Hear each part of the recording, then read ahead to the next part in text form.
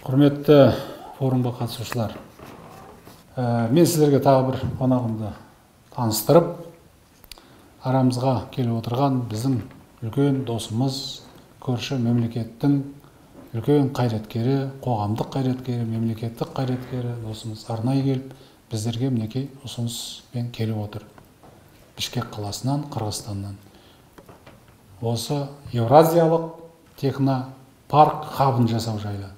Оған Мәскеуден, Белоруссиядан, Мәскеудің бірнеше қаласынан, Өзбекстан, Қазақстаннан біздің университетке ұсыныспен келіп отыр. Бішкекте осындай үлкен ортақ технологиялық технопарк құруға. Соған мінекей ұсыныспен келіп отырған, бізді таңдаған ол біз үшін дәреже. Мемлекеттік хатшысы, вице-премьер болған, Нұрғайыл аппараты президенті болған, қазір үлкен партияның төрағасы, парламент мүшесі Әдахан Мадумаров мырза. Саламатсыздар, урматтуу Аль-Фараби университетинин окуучулар, окутуучулар жамааты. Мен үчүн чоң сыймык.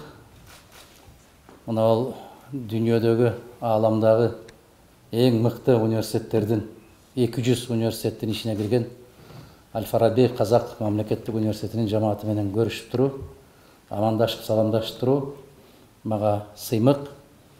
Ошол тапкан жериңиздер куттуу болсун. Андан ары карай кетели. Келешекте буюрса топ 200 эмес, топ 100дүн ичине киргенди насип этсин.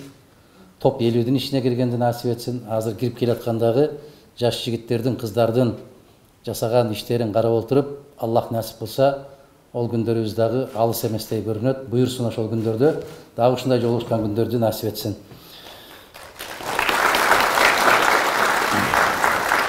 Ар бир калктын, мен ушул Кыргызстанда айтам, мамлекеттин байлыгы бул жердин алдындагы алтын эмес, жердин астындагы көмүр эмес, жердин астындагы темир эмес, жердин үстүндө басып жүргөн калк. Ар бир мамлекеттин байлыгы ошол өзүнүн калкы. Бизде Барпы деген керемет философ акыныбыз бар. Болган 20-кылымдын башында ол киши айтат, алатоо көрккө келмейт, калк болмаса деп. Сол сыяктуу мен кээде өзүм билбей кетем, мен казакча айтып атамбы, кыргызча айтып атамбы дегендей. Ана айырмасы жоктой сезилет мага. Кудайга кааласа, Аллах насип кылса, сону мына сиздердин араңыздардан Кудай Аллах насип кылса, мына музейди көрдүм мен. Музей керемет жасалган, жакшы жасалган. Мына жерде студенттерди карап отуруп айтам, сиздер келешекте мына Жолдасбеков агамыз, Динмухамед Кунаев менен биргеликте баарын жоспарлап университетти куруп таштап кетти. Ал 21-гасырда калай болуу керек окуу жайлар? Оны казыркы ректорумуз, мен сыймыктанган, мен мактанган профессор досумуз Жансөйт Кансейит уулу керемет айтып берди мага, баяндап, калай проектлер бар, оны не истөө керек, кампус калай болуу керек, студенттердин жагдайларын калай түзүү керек. Мына жактан келатып, тек гана кофе ичетін жарды көрсөтүп, осы жер тек жаткан жер. Казыр студенттердин баары кирип кофе ичип, мына жерден чайын ичип, керемет жайга айланды деп. Көре-көре көсем болот дейт кыргызда. Себеп биздин Жансейит Кансейит уулу дүйнөнүн көптөгөн жерлеринде болду. Мамлекеттик ишканаларда жумуш истеди. Туңгуш президенттин алдында Казакстандын бүгүнкү даражага жетүүсүндө көптөгөн жумуштарды аткарды. Ол студенттерди көрүп, университеттерди көрүп, неге Казакстанда бул жумуштарды жасаса болмайт деген бир жүрөк ауруларыны Аллах насип этсе, сиздерге бир үлкен бир даража келди. Неге? Тажрыйбасы керемет инсан, ректор болуп келгени бул окуу жайдын бактысы деп айтсак болот. Өз негизи кыргыз менен казакта да адамдын көзү жылтырап турганда, жумуш иштеп аткан мезгилинде бир жакшы, бир жылы сөз айткандан токтонамыз го энди. Мен Кыргызстанда айтам, жакшы бир сөз айтуу үчүн киши же бир үлкен дасторкон жайып юбилейин өткөзүү керек. Немесе Аллах сактасын, анага карай кетүү керек. Мына бүгүнкү заманда ааламдашкан заманда, глобализация деп коет. Мына ошол заманда биз көчпөн калкы катарында көч кетип баратса, тек оны карап узатып, чекеде калып калган калк боламызбы? Немесе ошо көчтүн көч басында болмаса да, көчтүн ортасында кететин калк боламызбы? Ол жигиттер, кыздар, сиздерден көз каранды. Сиздер канчалык деңгээлде илимдүү, билимдүү болуп жұмыс істесеңдер, оқысаңдар, соншамақ біздің келешегіміз иншаллах алдыда кең болады деген ниеттемін.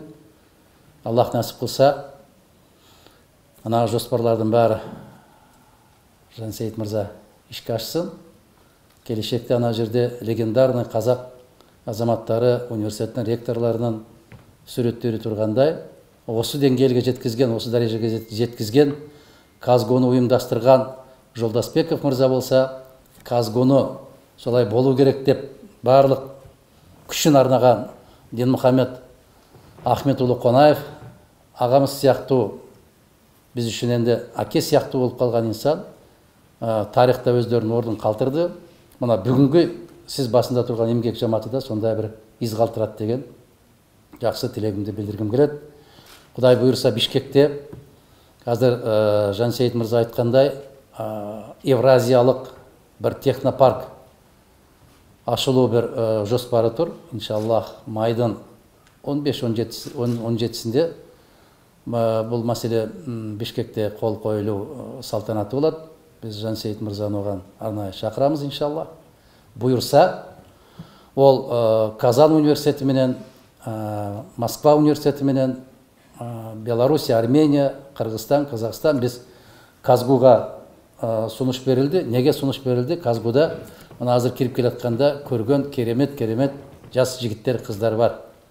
Ана ақылды күнесқана дегенді бұл проект, ана бір жігіт мен бір қыз көрсетті ғой бізге ақылды күнесқана дегенді.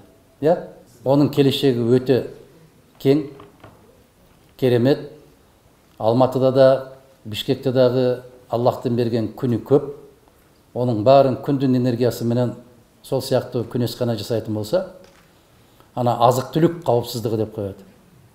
Біз шет өлкөдөн ташып келбей, өзүбүздөн шыққан өндірім берен, өзүбүздөн шыққан, өзүбүздөн жерден өскен малина дейсіздер, құлпынай дейсіздер, нені қараңыздар, бізде тағамы басқа ғой. Мына экологиялық жағдайда керемет астықтарды жасай тұрған мүмкіншіліктеріміз бар.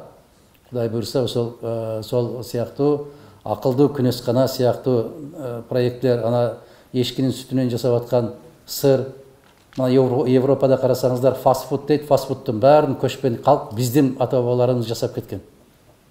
Фастфуд бізден қалған өзі. Негізі біздікі өзі. Ана йогурт деп қойған, йогурт деген біздің қадимгі айран.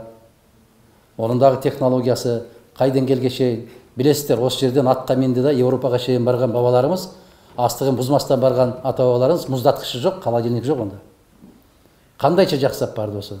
Соның бәрін сол кездегі технологияларымыз, сол біздің азыр үйде 80-90 жастағы әкелеріміз, аналарымыздың білгенini, кешіресіңдер, жас ғылымның кандидаттары, докторлары білмейді оны. Ауылда жасап атқан 90-дағы ақсақалдарымыз білген заттарды академия, илимдер академиясында жасап атқандар да біле бермейді.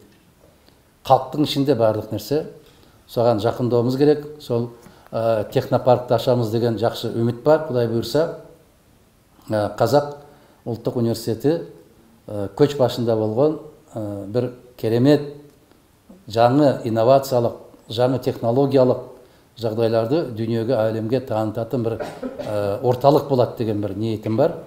Соған қош келіңіз деп, Жансейіт мырза, сізді шақырып отырмыз. Сізді біз Қырғызстанда дағы, Россияда дағы, Өзбекстан боламын, Түркия боламын, қай жерде болмасын, сіздің атыңызды, сіздің фамилияңызды өте жақсы білет, өте жақыннан білет. Сол сияқты сіздің қырғызда айтады қой, жаңағы ата барқы менен қыз өтеді дейді. Саудагер барқы менен бөз өтеді дейді. Бөз деген бұл мата. Сол сияқты сіздің барқыңыз менен Қазақ ұлттық университетінде шақырып, осы жерден Құдай қаласа сізді көргіміз келеді арабыстан. Сол күндерде де бәріміз бірге болайық, аман болайық. Көкке көкелеп ұшқан болса, бір қанаты қырғыз, бір қанаты қазақ. Бір қанатпенен ешбір құс көкелеп көкке кете алмайды. Сондықтан екі қанатымыз тәуір болсын, әрқашан бір-бірімізге жарашып, бір-бірімізменен жанашып жүрген күндерді нәсіп етсін. Құтты болсын, жақсылық күндерде бірге